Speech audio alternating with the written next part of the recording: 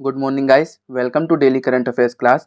चलिए स्टार्ट करते हैं 30 मार्च के इंपॉर्टेंट करंट अफेयर्स। आज का हमारा पहला क्वेश्चन है, टाइम्स पावर आइकन 2024 पुरस्कार किसे मिला? तो ये पुरस्कार मिला है विजय जैन को।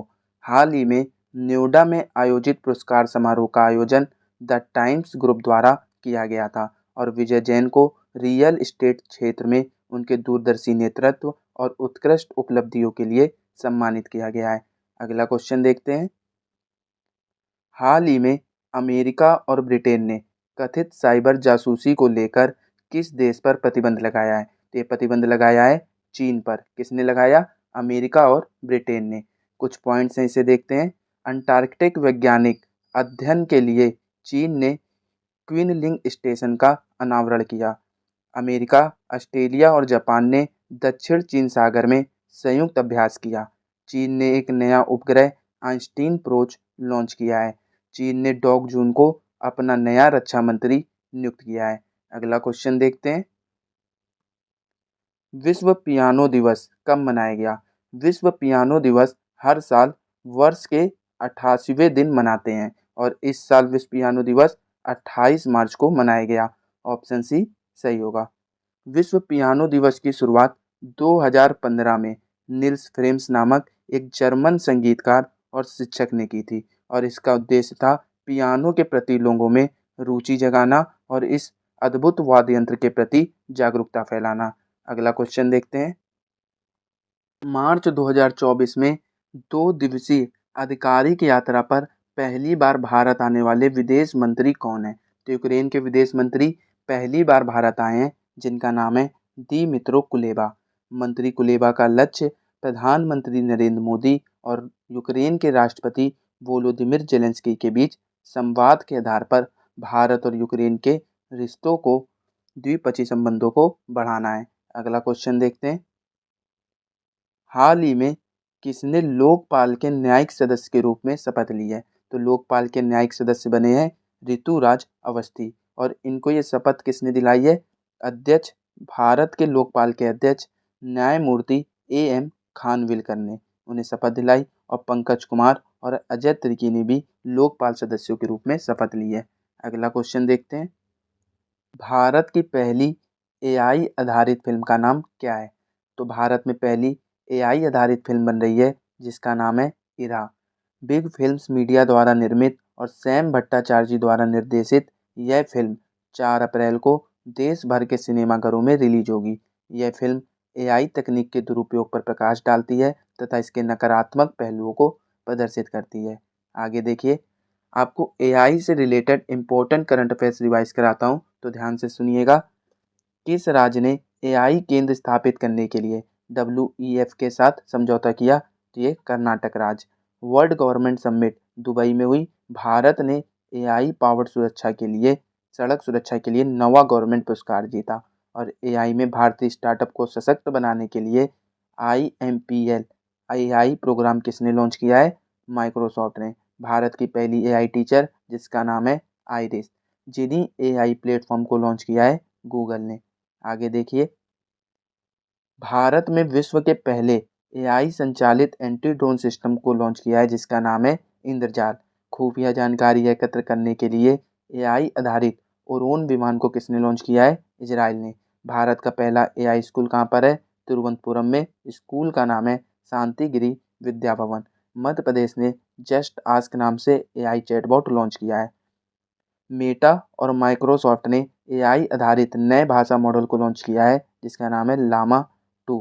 किस राज्य ने एआई आधारित न्यूज एंकर को लॉन्च किया है? उड़ीसा ने। नाम है लीजा। एलोन मस्क ने एआई आधारित स्टार्टअप लॉन्च किया जिसका नाम है एक्स एआई। किस यूनियन टेरिटरी ने भारत का पहला टेली मानस चैटबॉट लॉन्च किया? जम्मू कश्मीर। स्टैनफोर्ड यूनिवर्सिटी ने सर्वाधिक एआई निवेश वाले देशों में भारत को 5वें नंबर पर रखा है। किसने ग्रामीण भारत के लिए एआई चैटबॉट जुगलबंदी लॉन्च किया? माइक्रोसॉफ्ट ने। जेनरेटिव एआई प्लेटफॉर्म टोपाज को लॉन्च किया इन्फोसिस ने और रसिया ने गीगा चैट को लॉन्च किया और गूगल अपना एआई चैटबॉट जिसका नाम है बार्ड। और एआई के गॉडफादर हैं जेफरी हिंटन। आगे देखते हैं अगला क्वेश्चन। हाल ही में किस देश ने समलैंगिक विवाह को वैध बनाया है? तो थाईलैंड ने अपने देश में समलैंगिक विवाह को वैध बनाया है। थाईलैंड की राजधानी है बैंकॉक और यहाँ पर मुद्रा चलती है थाई भट और यहाँ के प्रेसिडेंट हैं श्रीथा थाविसेन। अगला क्वेश्चन देखते हैं। एम्पायरों के आईसीसी एलीट पैनल में शामिल होने वाले बांग्लादेश के पहले अंपायर कौन है? तो इस अंपायर का नाम है सरफुदौला इब्ने शाहिद, जो कि बांग्लादेश के पहले अंपायर बने हैं आईसीसी एलीट पैनल में शामिल होने वाले। और भारत के नितिन मेनन 5वीं बार इस पैनल में शामिल हुए, जो मेनन 12 सदस्यीय क्लब में एकमात्र भारतीय बने हुए हैं। अगला क्वेश्चन देखते हैं।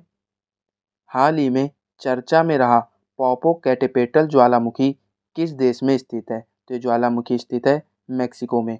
मेक्सिको के राष्ट्रीय आपदा निवारण केंद्र के अनुसार पॉपोकेटेपेटल वॉल्केनो में पिछले महीने कई बार विस्फोट हुए और पॉपोकेटेपेटल ज्वालामुखी देश की राजधानी से सिर्फ 50 मील की दूरी पर स्थित है। मेक्सिको उत्तरी अमेरिका के दक्षिणी भाग में स्थित एक देश है और यह दुनिया का 13वां सबसे बड़ा देश है क्षेत्रफल की दृष्टि से। अगला क्वेश्चन देखते हैं। खाद्य अपशिष्ट सूचकांक रिपोर्ट 2024 के अनुसार वैश्विक स्तर पर प्रतिदिन कितना खाना बर्बाद होता है? तो प्रतिदिन 1 अरब भोजन बर्बाद होता है खाद्य अपशिष्ट सूचकांक रिपोर्ट 2024 के अनुसार। अगला क्वेश्चन देखते हैं। पर्यावरण निगरानी के लिए चीन द्वारा प्रक्षेपित उपग्रह का नाम क्या है? तो इस उपग्रह का नाम है यूनहाई 3।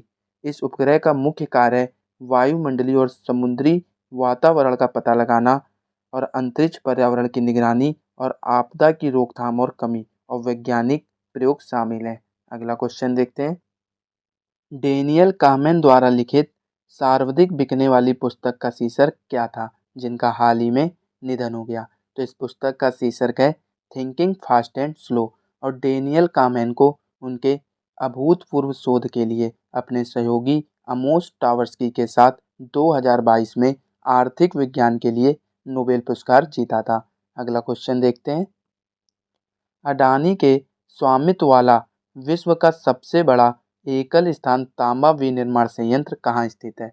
तो ये स्थित है मुंद्रा गुजरात में और गुजरात के सीएम हैं भूपेंद्र भाई पटेल और गवर्नर हैं आचार्य देवव्रत। अगला क्वेश्चन देखते हैं। भारत पूरे देश में एक समान समय सुनिश्चित करने के लिए कौन सी घड़ी का उपयोग करेगा? तो भारत सरकार पूरे देश में एक समान समय सुनिश्चित करने के लिए परमाणु घड़ी का उपयोग करेगी। आगे देखिए, भारत सरकार क्या चाहती है?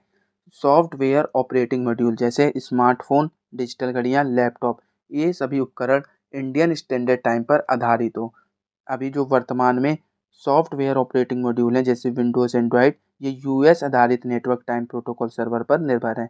तो हमारी भारत सरकार चाहती है अब ये सभी उपकरण हमारे देश में इंडियन स्टैंडर्ड टाइम पर आधारित हो। और देखिए, 4 देश हैं केवल जिनके पास स्वदेशी परमाणु घड़ियाँ विकसित हैं। कौन से? संयुक्त राज्य अमेरिका, यूनाइटेड किंगडम, जापान और दक्षिण कोरिया। परमाणु घड़ी का आविष्कार 1955 में United kingdom physical national laboratory के भौतिक विज्ञानी लुइस एसन ने किया था। आगे देखिए, परमाणु घड़ी जो है वो 2 प्रकार की होती है, एक सीजियम और हाइड्रोजन मेसर। जो हाइड्रोजन मेसर परमाणु घड़ी है वह सीजियम पर परमाणु घड़ी की तुलना में अधिक सटीक माना जाता है और हाइड्रोजन मेसर परमाणु घड़ी का उपयोग वैज्ञानिक अनुसंधान में किया जाता है और सीजियम परमाणु घड़ी का उपयोग अंतरराष्ट्रीय मानक समय या समन्वित सार्वभौमिक समय को परिभाषित करने के लिए किया जाता है। अब भारत सरकार भुवनेश्वर, जयपुर और हैदराबाद में ये नई परमाणु घड़ियाँ स्थापित करेगी और भारत में और फरीदाबाद और अहमदाबाद में ये परमाणु घड़ियाँ पहले से ही विकसित हैं। देखिए, भारतीय मानक समय ये हमारा समय है जिसे 1 सितंबर 1947 को अपनाया गया था और भारतीय मानक समय की गणना 82.5 डिग्री पूर्वी देशांतर से की जाती है, जो उत्तर प्रदेश के इलाके इलाहाबाद के पास मिर्ज़ापुर में एक क्लॉक टावर पर पड़ता है। यह ग्रीनविच मीन टाइम जीएमटी से 5.5 घंटे आगे है। अगला क्वेश्चन देखते हैं।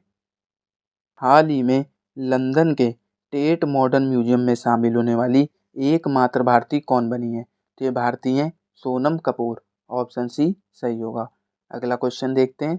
एचएएल द्वारा निर्मित स्वदेशी हल्के लड़ाकू विमान का नाम क्या है? तो इस विमान का नाम है तेजस ऑप्शन डी सही होगा। अगला क्वेश्चन देखते हैं।